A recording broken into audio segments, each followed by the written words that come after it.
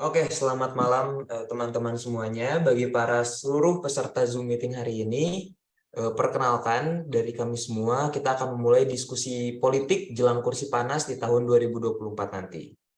Di sini ada beberapa nama-nama besar yang akan kami undang. Ada Gusdian Maulana Parikesit dari bagian oposisi pemerintah.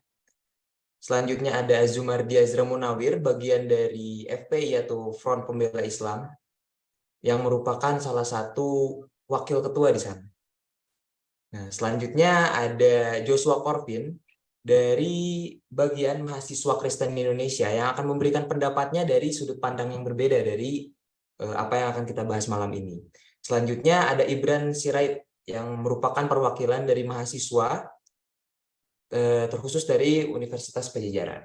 Baik, untuk teman-teman seluruh peserta webinar hari ini, diskusi politik jelang kursi panas 2024, kami akan membawa tema mengenai FPI sebagai lawan politik atau teman politik. Nah, itu judul kita malam pada hari ini. Oke, sebelum ke situ, fokus pembicaraan kita hari ini adalah FPI. Maka dari itu saya akan membicarakan tentang pendahuluan FPI itu apa sih? Nah, untuk sebagai pendahuluan saja, FPI ini adalah sebuah nama ormas yang tidak asing di telinga kita.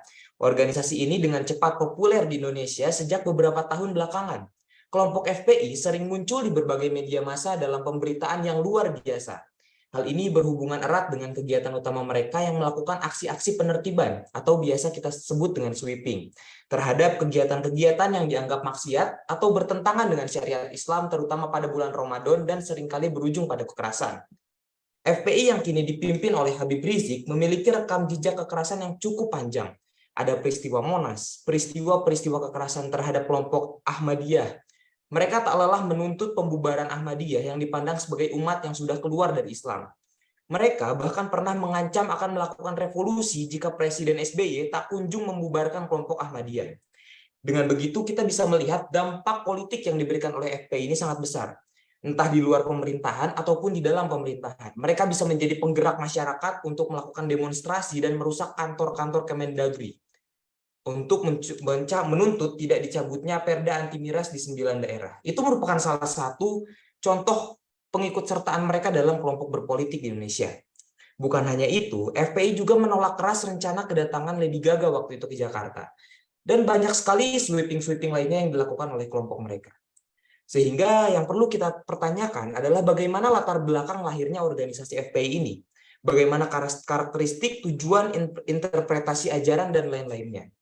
Mungkin untuk agenda perdebatan atau diskusi kita malam ini, kita akan buka dari anggota FPI-nya langsung.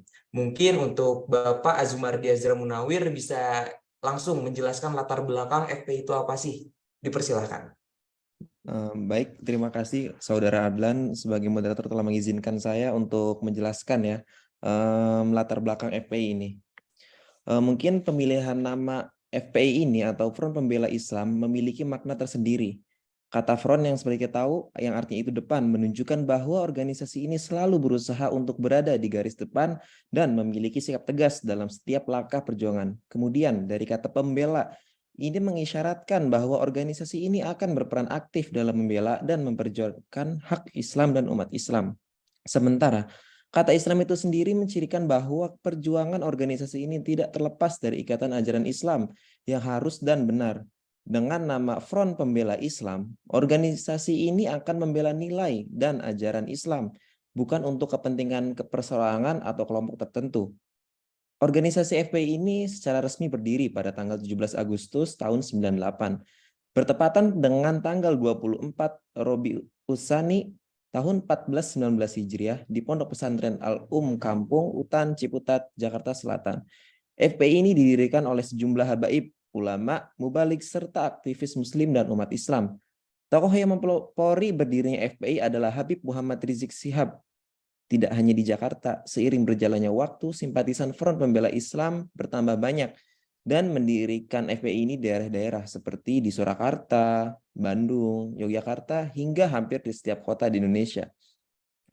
Nah, latar belakang situasi sosial politik berdirinya FPI ini, yang pertama itu adanya penderitaan panjang yang dialami umat Islam Indonesia sebagai akibat adanya pelanggaran HAM atau hak asasi manusia yang dilakukan oleh oknum penguasa.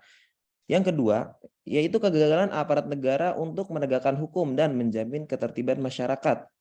Yang ketiga, adanya kewajiban bagi setiap muslim untuk menjaga dan mempertahankan harkat dan martabat Islam. Yang keempat, adanya kewajiban bagi setiap muslim untuk dapat menegakkan amar ma'ruf nahi mungkar.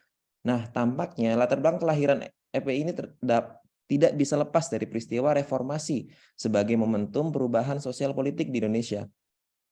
Nah, sekarang apa sih tujuan dari berdirinya FPI ini? Sebagaimana tertulis dalam dokumen Risalah dan Garis Perjuangan FPI, adalah untuk melakukan amar ma'ruf nahi mungkar dan untuk membantu pemerintah dalam menumpas problem sosial kemasyarakatan seperti prostitusi, perjudian, serta transaksi miras dan narkoba. Menurut para aktivis FPI, salah satu upaya yang bisa ditempuh untuk menanggulangi krisis moral yang melanda bangsa ini ialah dengan melakukan kerjasama yang harmonis dari seluruh elemen masyarakat yang meliputi kaum ulama, umaro, dan seluruh umat Islam untuk merealisasikan tujuan organisasi dan dalam upaya memaksimalkan kerja organisasi. Dan FPI ini membentuk dua struktur organisasi, yakni Jamaah FPI dan Laskar FPI. Jamaah FPI ini melaksanakan kegiatan sosial keagamaan seperti pengajian, bakti sosial, dan pendidikan. Sedangkan Laskar FPI ini bertugas untuk melakukan pressure fisik untuk penyerbuan tempat hiburan, sweeping, dan demonstrasi. Laskar ini lebih menyerupai militer atau milisi di bawah komando Sang Ketua Umum FPI. Sebagai doktrin kepada pengikut gerakan FPI bahwa pemimpin mereka adalah para habaib dan ulama yang merupakan cerminan orang-orang suci yang mendapat legitimasi agama. Mungkin cukup sekian yang bisa saya paparkan, Saudara Adlan dan teman-teman. Terima kasih. Kurang lebihnya mohon maaf. Sekian. Oke, baik. Terima kasih banyak untuk Saudara Azi dari sisi anggota FPI yang telah menjelaskan latar belakang. Yang pada intinya FPI itu dibentuk pada tahun 98, yang mana ketika terjadi kisruh di sana, ketika ada sebuah perpanjangan apakah Indonesia akan menjadi sebuah negara diktatorial ataupun negara demokratis, dan di situ FPI masuk untuk menciptakan suasana baru dengan membawa syariat Islam di dalamnya. Nah, selanjutnya mungkin setelah kita mencermati latar belakang, kita akan melihat doktrin dan praktik keagamaan FPI. Tapi ada hal unik di sini. Di sini kami meminta orang yang bukan Islam yang telah melakukan riset terhadap doktrin dan praktik keagamaan FPI. Nah, boleh untuk Saudara Joshua Corvin untuk menjelaskan supaya kita mendapat sudut pandang yang berbeda. Silahkan. Baik, terima kasih Saudara Adlan atas kesempatannya. Saya akan memaparkan doktrin dan praktik keagamaan FPI. Oke.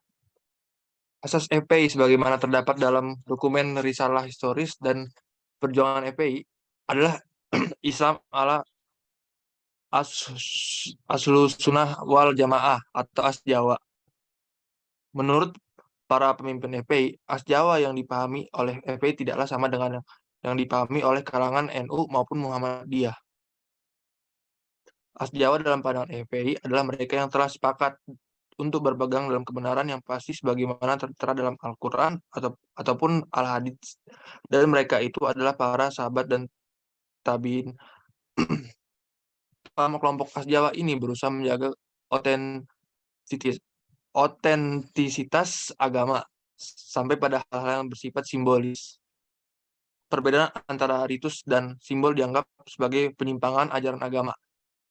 Dan dalam pemahaman kelompok ini, paham keagamaan para sahabat harus dipegang kuat karena Allah dan Rasulnya banyak sekali memberi penjelasan tentang kemuliaan para sahabat, bahkan memujinya. Dengan sedemikian, paham keagamaan FPI ini tergolong bersifat skripturalitas simbolis, yakni menjaga ajaran sampai pada dataran yang paling simbolik, meski hal itu dilakukan dengan melanggar substansi dan ajaran itu sendiri. Kiranya sekian dari pemaparan saya, Saudara Adlan. Oke, baik. Terima kasih kepada Saudara Joshua Corvin dalam sudut pandangnya dia ketika dia meriset mengenai doktrin dan praktik keagamaan FPI.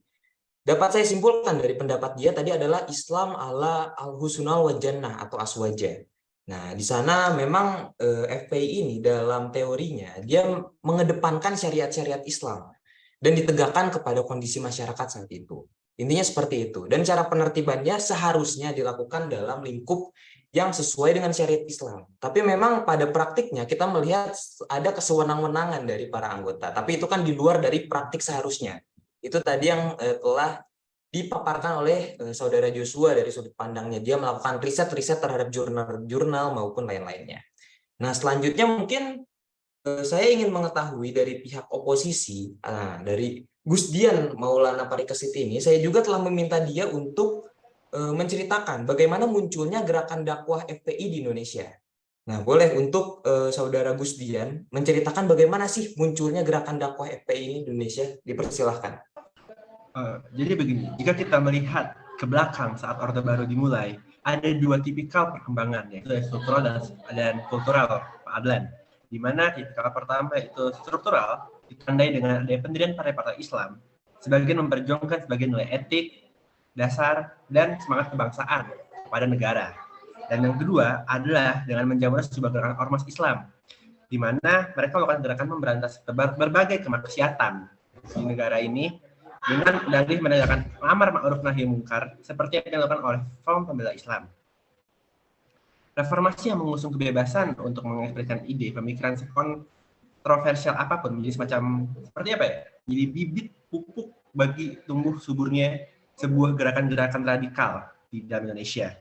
Nah, dalam perkembangannya sendiri, perkembangan ini yang kita tandai dengan tumbuhnya kelompok-kelompok radikal dengan berbagai model, sumber, bentuk gerakan, dan apapun itu namanya. Nah, mereka pun mengadopsi sesuatu bernama hukum Islam, penerapan hukum Islam atau syariah. Dan penolakan terhadap dominasi Barat sangat dominan dalam kultur yang dibangun saat ini. Contohnya penolakan berpacaran, penolakan miras, ya seperti tadi, minuman keras ditolak di beberapa daerah. Nah, seperti yang Pak Azimadi ada bilang, ada pasca Orde Baru lengser pun ada fenomena baru yaitu amar ma'ruf nahi munkar, di mana sebagian besar dari gerakan Islam itu yaitu garis keras atau radikal. Nah, garis keras radikal ini bisa dianggap dengan kesan garis keras atau bisa dibilang dengan terminologi lainnya yang mereka gunakan. Nah, terdapat beberapa contoh kelompok yang menggunakan nama seperti Jundullah yang berarti tentara Allah, Laskar Jihad, Hizbullah, atau organisasi kekuatan yang lebih besar seperti FPI sendiri. Itu Pak Adlan. Oke, baik, terima kasih. Jadi munculnya gerakan dakwah ini memang dikaitkan dengan dua ciri khas. Ada yang struktural dan ada yang kultural. Yang strukturalnya kita bisa melihat tadi ada penegakan amar nahi munkar dan lain-lain, dan yang kulturalnya kita bisa lihat dari terbentuknya partai-partai politik yang sudah menjadi kultur di Indonesia supaya menjadi sebuah kebijakan politik besar yang bisa menggerakkan Indonesia dengan partai-partai tersebut. Nah, bila kita lihat Indonesia menganut yang mana, dari penjelasan Bapak Gusdian tadi, dengan meneruskan pendapat dari Azi ini, memang kedua struktural maupun kulturalnya ini nggak bisa dipisahkan. Jadi memang harus kita lihat bersamaan seperti itu. Nah, mungkin dari diskusi yang telah kita lakukan sedari tadi, dari Bapak Azi yang mengembukan latar belakang, Bapak Joshua yang telah melakukan riset terhadap doktrin dan ditampung dengan pihak oposisi Bapak Gusdian yang telah memberikan dakwah. Nah, mungkin sekarang bisa kita simpulkan. Nah, kesimpulan ini mungkin akan saya letakkan kepada Saudara Ibran selaku mahasiswa yang telah memperhatikan dari tadi jalannya Zoom kita. Mungkin untuk Saudara Ibran bisa disimpulkan apa yang bisa didapat. Silakan. Baik, terima kasih Saudara Adlan. Saya akan memberikan kesimpulan dari penjelasan tadi, mulai dari pendahuluan, latar belakang, dan tujuan berdirinya FPI tersebut, serta doktrin dan praktik keagamaan FPI. Nah, dengan berbagai aksi kekerasan yang dilakukan selama ini, Front Pembela Islam atau FPI telah mengkokohkan posisinya sebagai duri dalam daging di tubuh bangsa ini. Pengatasnamaan agama oleh FPI selalu dilakukan tanpa ragu, sehingga terkesan seolah hanya merekalah yang beragama, mereka seakan memonopoli kebenaran Tuhan.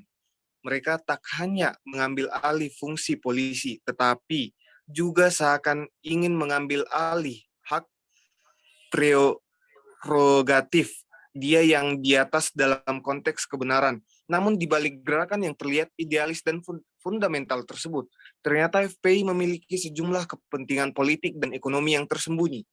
Kepolisian diharapkan bisa tegas menindak FPI maupun organisasi-organisasi dengan perilaku sejenis.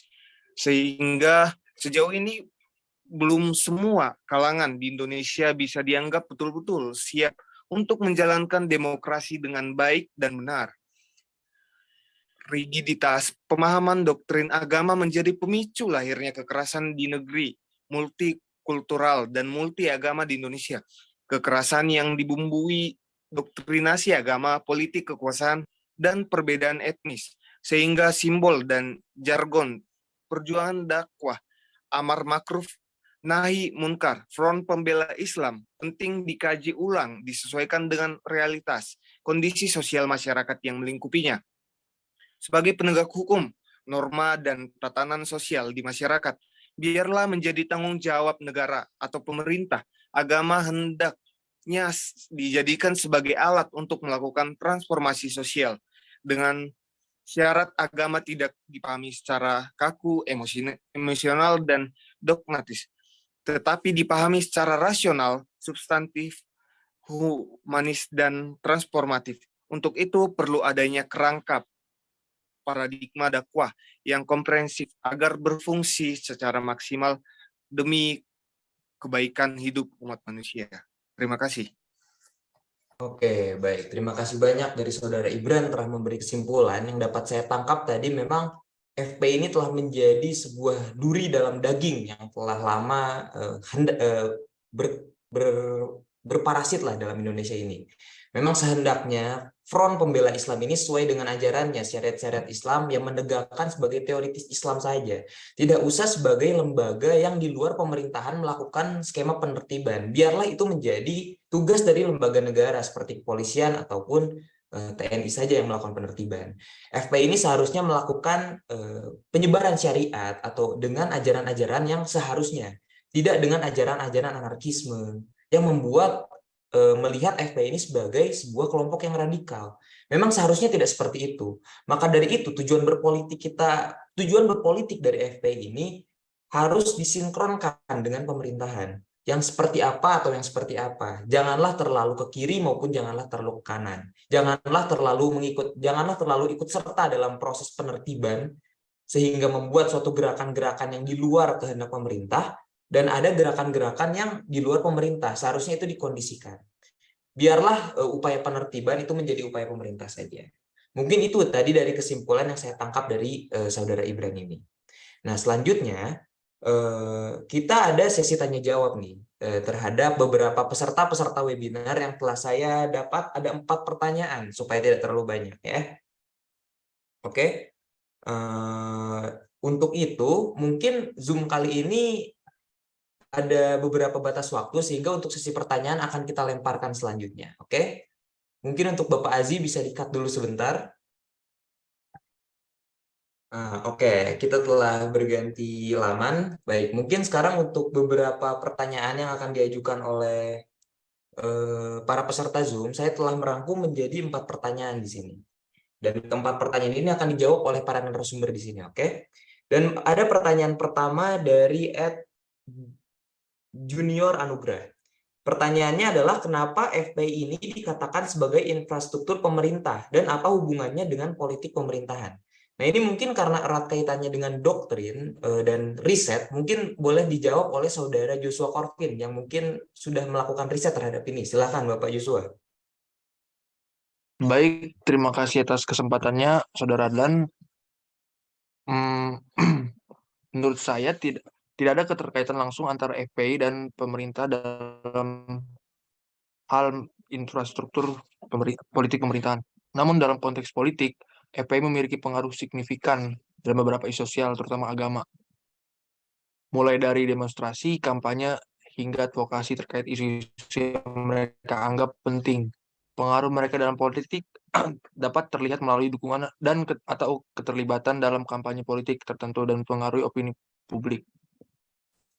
Namun penting diingat bahwa hubungan antara FPI dan politik pemerintahan bersifat kompleks dan bervariasi. Tidak semua kebijakan pemerintah atau partai politik mendukung kegiatan FPI. Dan ada juga kelompok masyarakat yang memiliki pandangan dan pendekatan berbeda terhadap FPI dan perannya dalam politik. Kiranya sekian, Saudara Adlan, yang bisa saya jawab.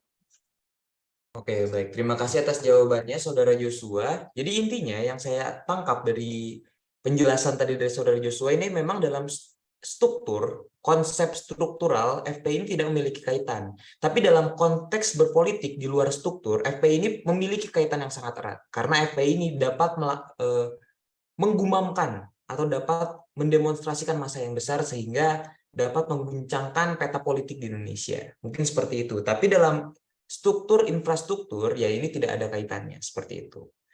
Mungkin untuk pertanyaan kedua, ini dari Saudara Ketus Simatupang. Oke.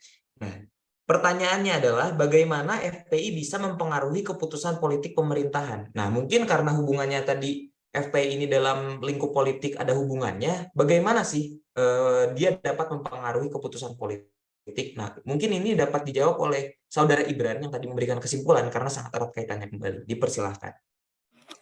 Baik, terima kasih atas kesempatannya. Ya, tapi pertanyaannya gimana FPI bisa mempengaruhi keputusan politik dalam dunia pemerintahan? Nah,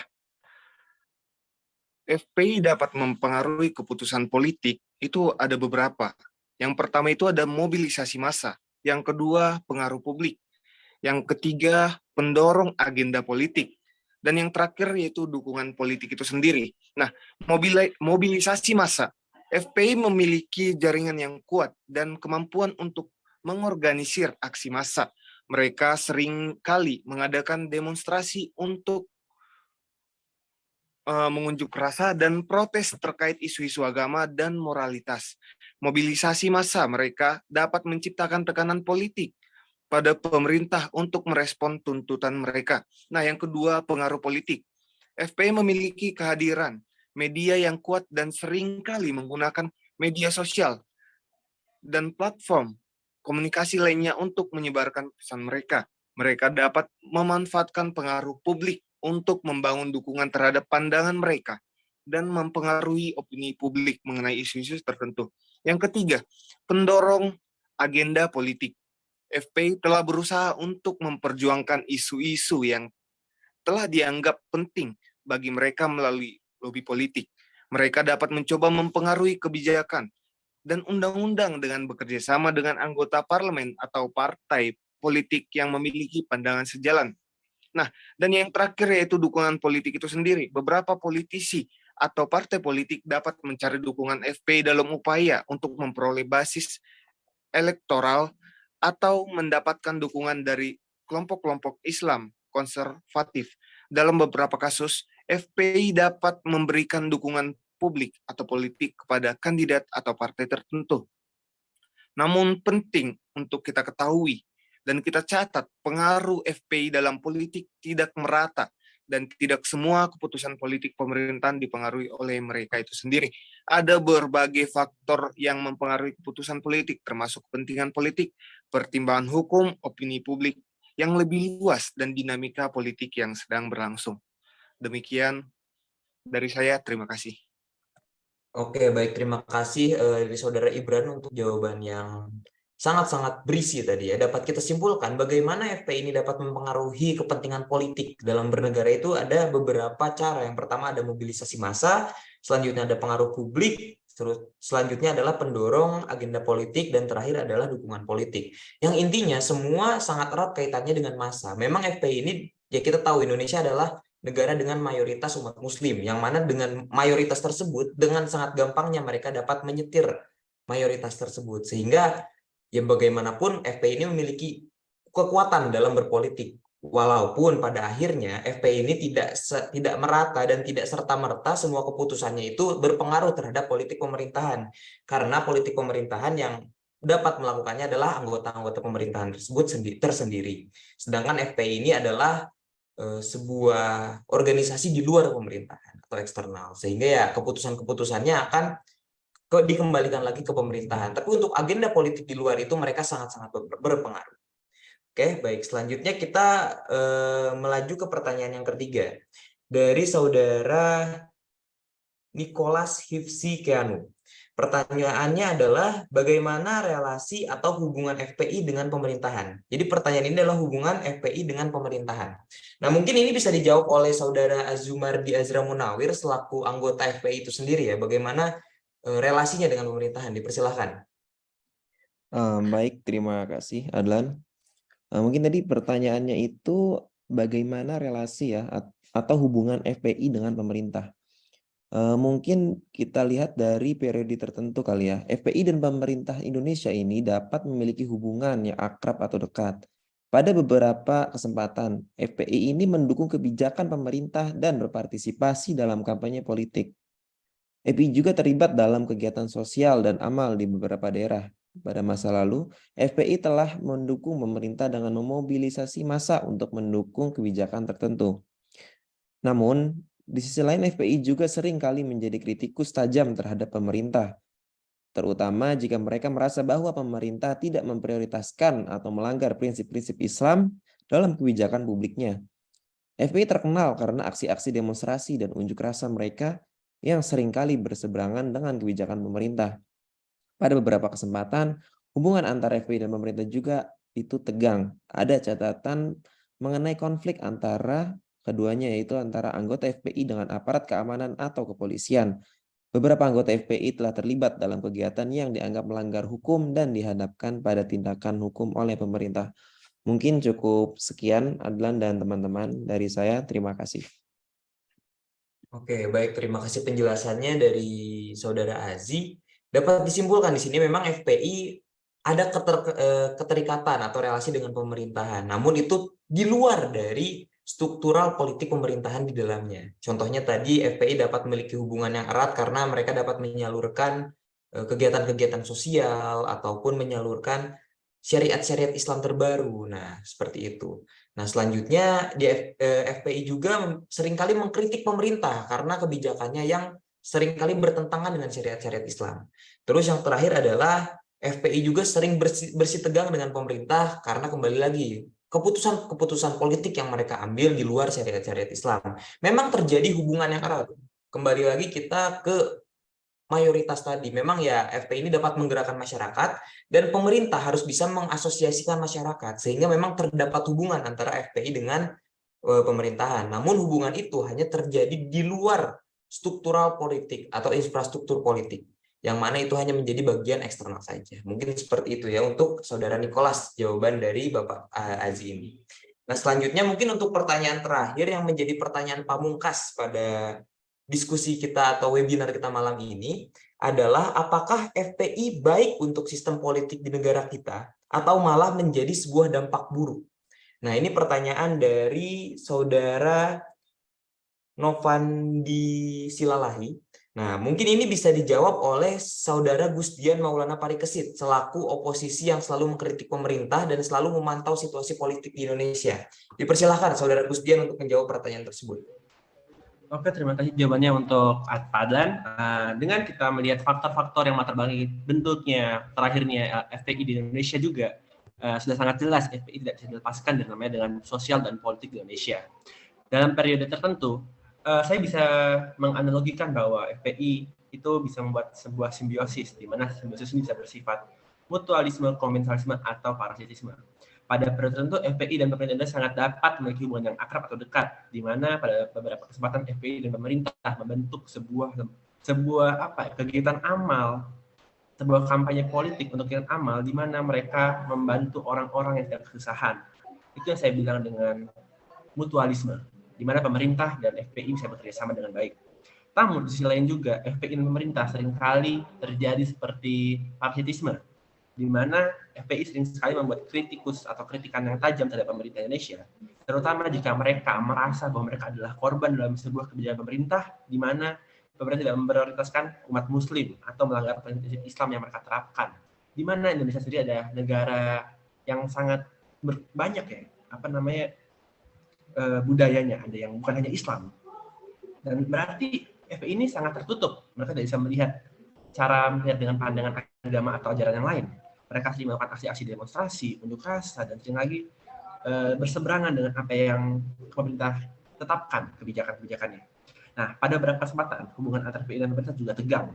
Contohnya ada konflik FPI dengan aparat keamanan yang terjadi pada kilometer 51. Beberapa anggota FPI telah terlibat dalam kegiatan yang dianggap melanggar hukum dan dilakukan berdasarkan hukum oleh pemerintah. Namun FPI sangat menentang keras dengan namanya anggota mereka melakukan pelanggaran di hukum Indonesia. Begitu Pak Adlan.